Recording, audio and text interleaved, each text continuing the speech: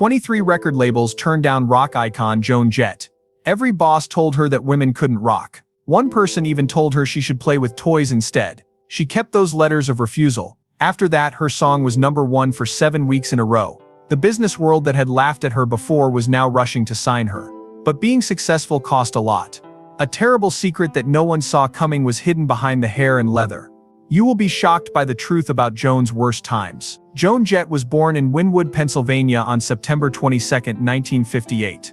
Her dad sold insurance and her mom worked as a secretary. The family lived in a quiet neighborhood and was from the middle class.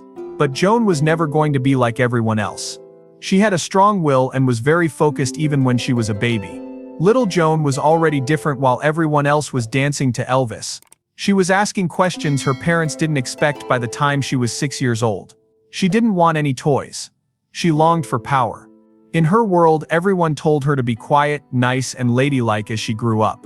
That wasn't Joan though. Her family moved to Rockville, Maryland when she was 9 years old. The summer of love happened that year. Joan and the world were both changing. She didn't fit in at school. She wouldn't wear skirts, so she got in trouble 12 times in one term.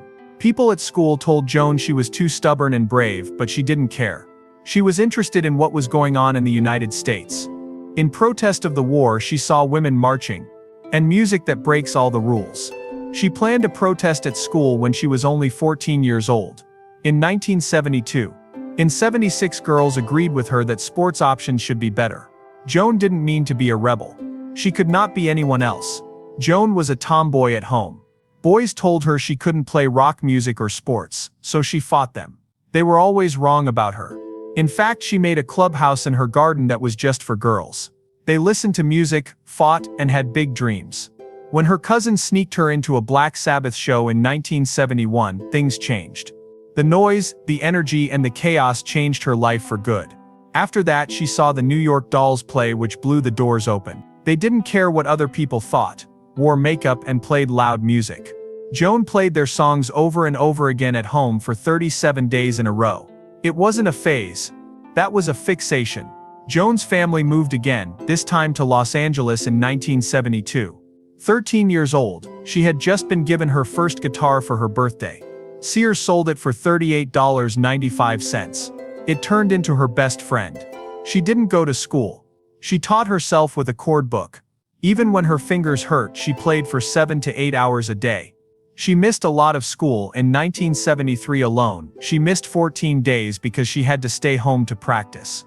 She was meant to be in LA.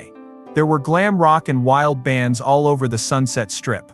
Joan put 78 magazine pictures all over the walls of her bedroom. By the time she was 14, she had written 12 songs. Of course she knew they were bad, but it didn't bother her. This was what she did. She was starting to grow up. Things changed again in 1973. Her parents split up. Joan took it badly. When her dad left, she felt something inside her snap. She was done with being Joan Larkin. She tried names like Joan Wild and Joan Rebel, but none of them felt right. After that, she chose Jett. That stuck.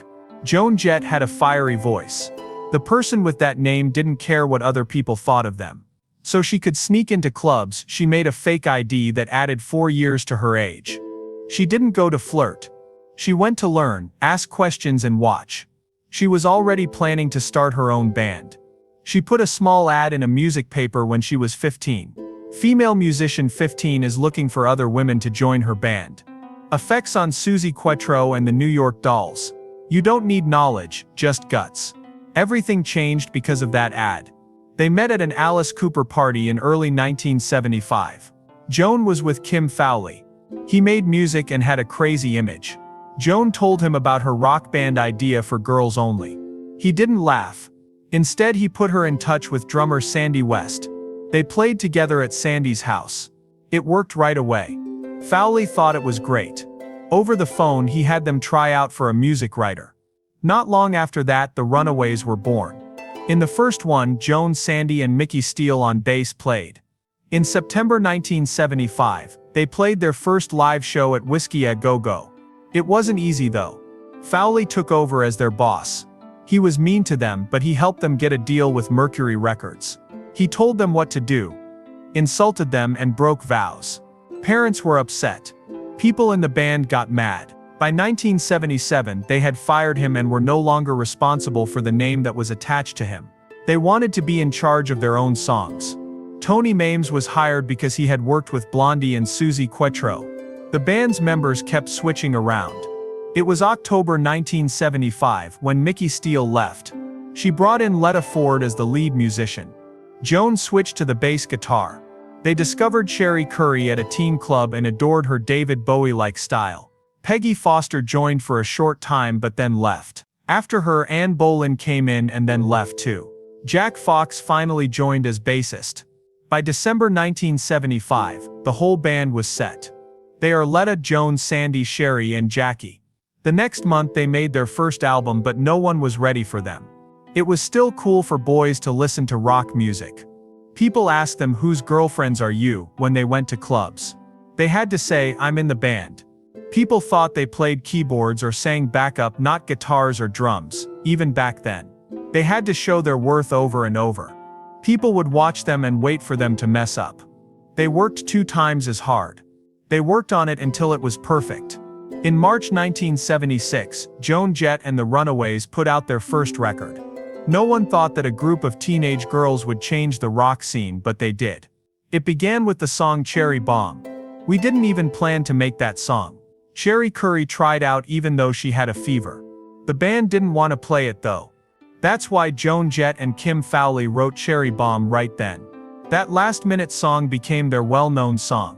It quickly made a lot of noise with its rough guitar, crashing drums and rebellious words. It not only started their success, it also made history. VH1 later put the song at number 52 on their list of the 100 best hard rock songs ever. That list didn't have any other all-girl bands on it. The girls were only 16 or 17 years old at the time, but they played with fire and courage. Letta Ford ripped on the guitar. As she sang, Cherie Currie growled as if she owned the stage. Cherry Bomb wasn't just music, it was a shot of truth. The Runaways were not going to be nice. But in the US, the band didn't get the respect they earned. Things were not the same in Japan though.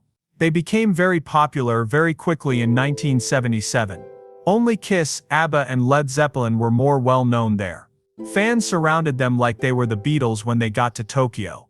They did a TV special, talk shows and concerts that were packed.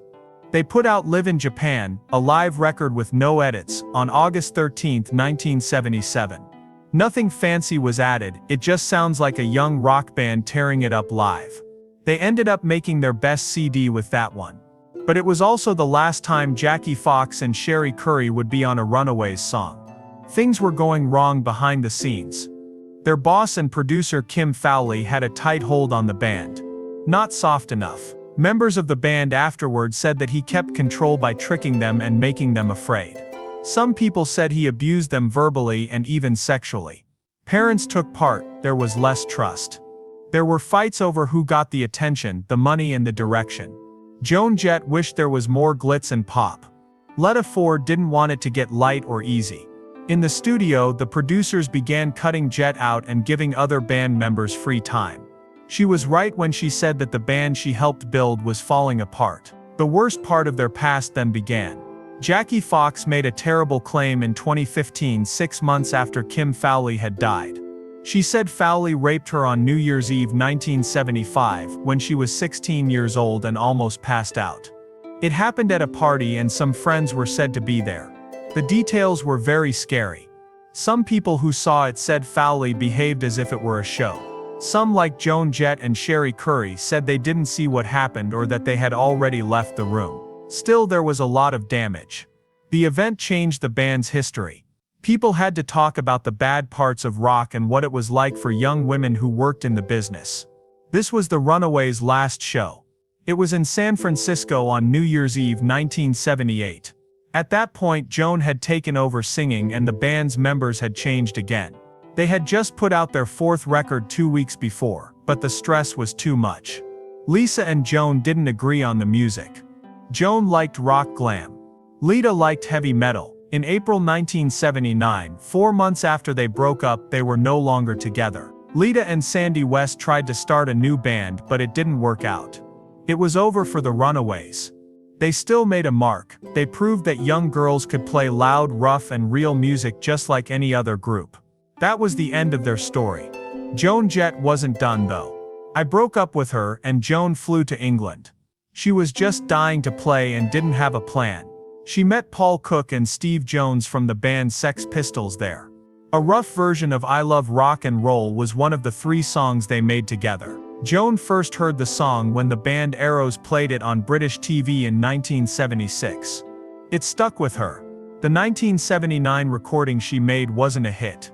Not yet, it was a B-side, but it was her first song as a solo act. The door shut behind her when she got back to the US. She went to 23 different record companies. 23 of them said no because they didn't think a woman could rock. Some people told her to stop making music. She was even told to go play with dolls. The fire was hidden. Joan didn't forget though. Each letter of refusal was saved by her. After a while they would show her and everyone else how wrong they were. It was hard during that time after the Runaways. Joan was lost. She told Esquire, it felt like death. She had lived for the band. It was now over. The fame didn't last long. The cash wasn't there. She began drinking too much and couldn't stop. It looked like everything was going wrong, but she kept playing. The only thing that made sense was the music.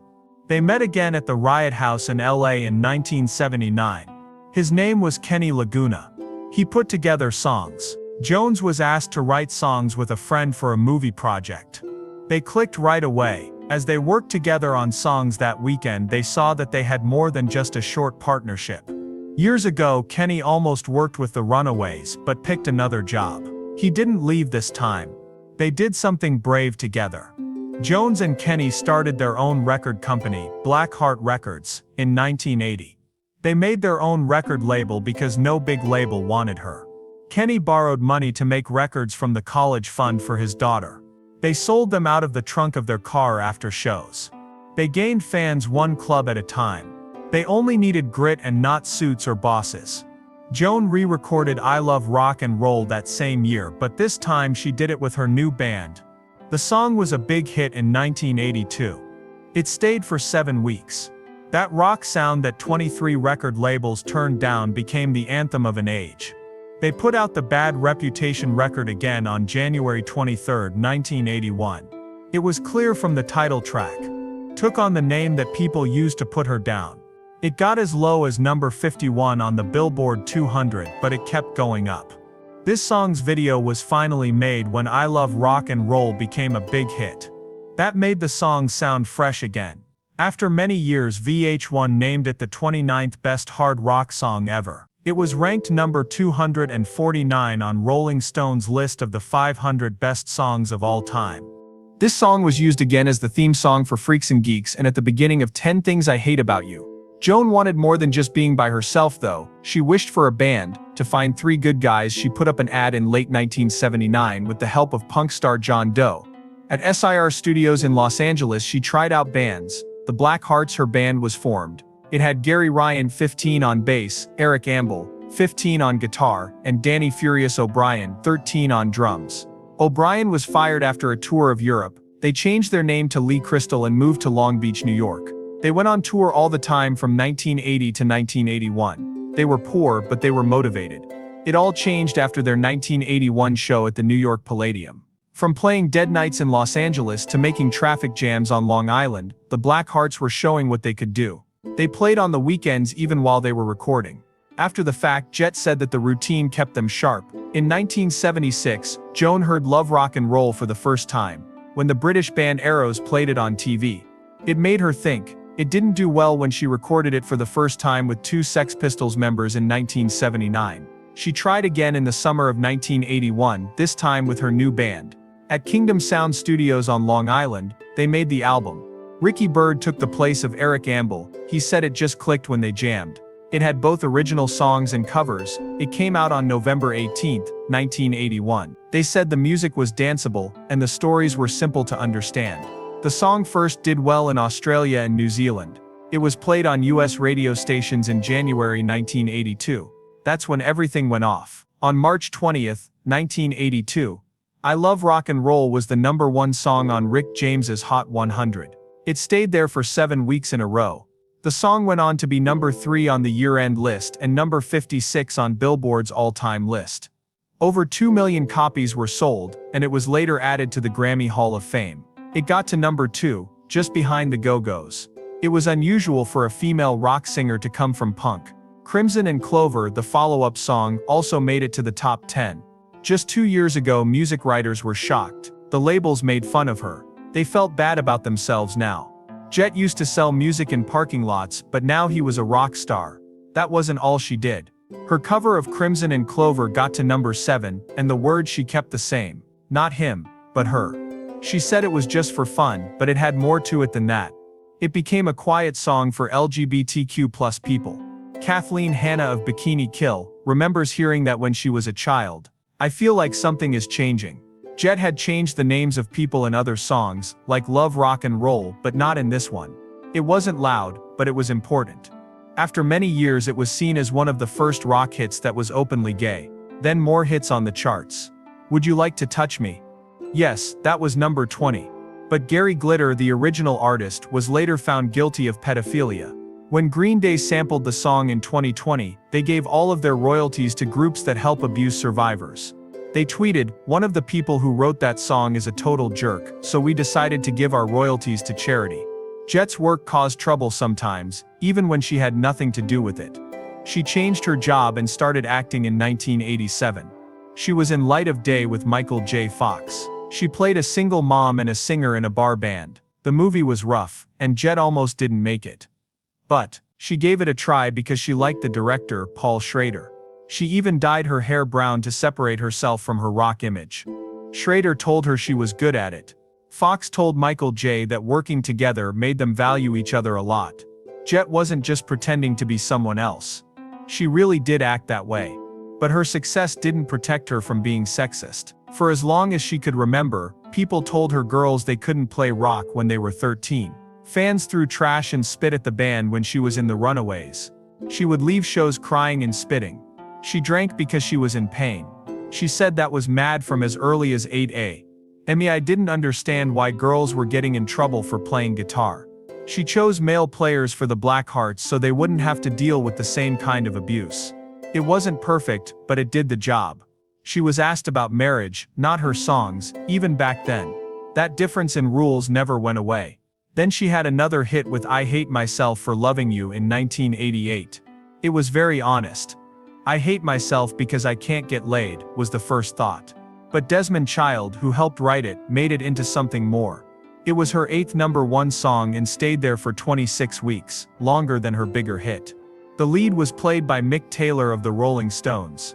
After many years, NBC changed the words to the song and used it as the theme for Sunday Night Football. It was first sung by Pink, then by Faith Hill, and finally by Sheryl Crow. Jett almost wouldn't have let them use it, but the deal went through anyway. She made more money from that song than from anything else. A new group of female punks looked up to Joan Jett in the 1990s. She became known as the first Riot Girl. Bands like Bikini Kill copied her sound and look, but it wasn't just a copy. Jett gave them direct help. In 1993, her song Rebel Girl was played on the radio. The idea for this trend came from Jett's song Bad Reputation. It was blunt, loud, and proud. Jett stayed by Bikini Kill when they were being attacked at shows. Jett wasn't just a celebrity when the Riot Girl movement took off. She took part in the fight. There was also more advocacy from her. She cared a lot about animal rights. She spoke out in favor of vegetarianism and backed PETA and Farm Sanctuary. She said, "My goal is to become a vegan. It's good for the pets and the earth." She was kicked off a parade float in South Dakota in 2013 because of those ideas, but she didn't give up. In 1993, Mia Zapata, lead singer of the Gits, was raped and killed. Jett then helped. She had no idea who the band was. But she joined them to make Evil Stig, and they got money to solve the crime. In fact, she was on America's Most Wanted. The killer was caught in 2004. She also helped start a Seattle group for women who study self-defense. After September 11th, she went on tour abroad to support the troops, even though she was against the war. Lots of people kept asking her if she was gay. She didn't always give clear answers. She said in 1990, "I don't care if you call me a slut or dyke now." She used to be against feminism, so that was a big change. She got closer to the cause over time though. She never said what kind of person she was in public, but her songs did. In 2010 she said, "Read my lyrics to find out who I am." Some fans were mad about the silence, but Jett always thought her work spoke for itself. Many great rock bands had a rough time in the 1990s. Alternative and grunge music took over, but Jett didn't fight it. She worked with bands that caused riots. These duets were on her 1994 album Pure and Simple. It was after Mia Zapata was killed that she wrote Go Home with Kathleen Hanna. That link kept her important. In 2014 she played with Nirvana at the Rock and Roll Hall of Fame.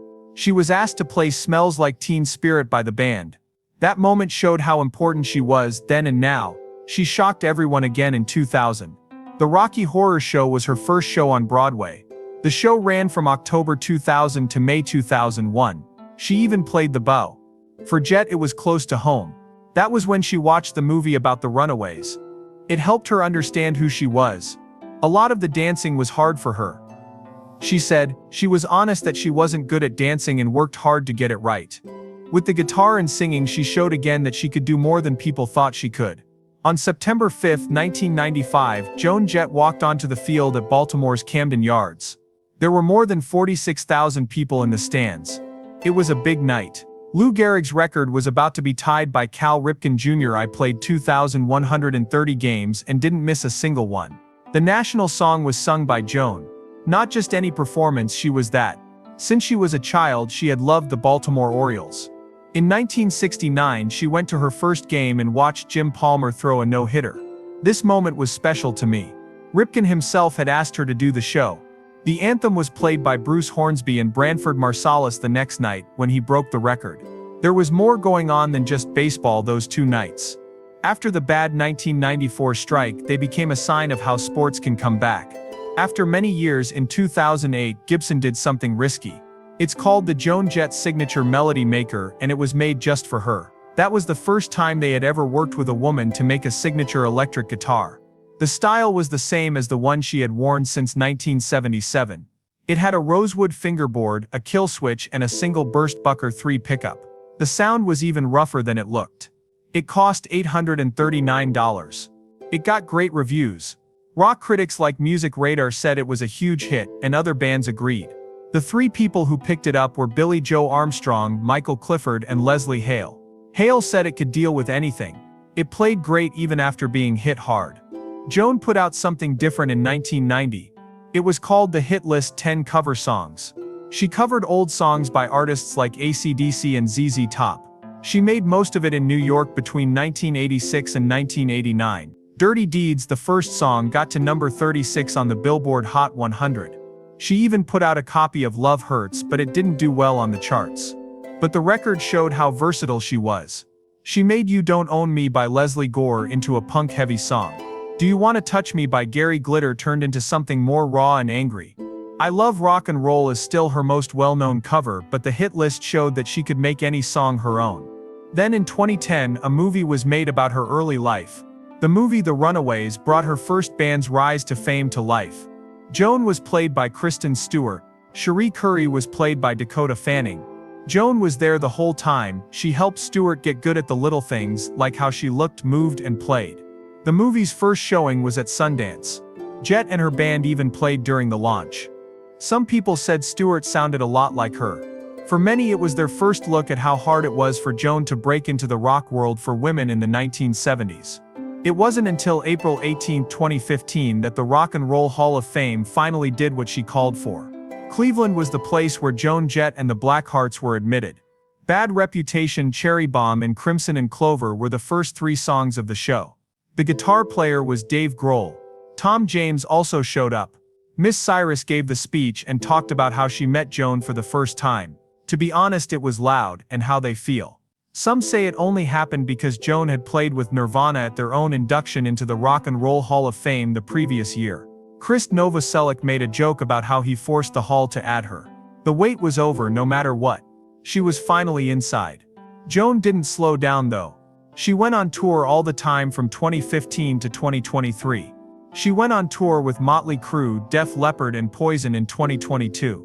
It made $173 million and sold 1.3 million seats. Then in 2023 she went on a run with Bryan Adams through 26 cities. Their journey began in Baltimore and finished in Seattle.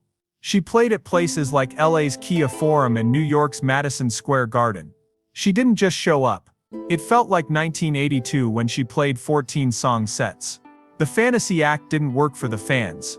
They got the real thing. In 2018, the whole story came out in a film called Bad Reputation. It had its launch at Sundance and then went to theaters that fall. 79% of critics gave it a good review on Rotten Tomatoes.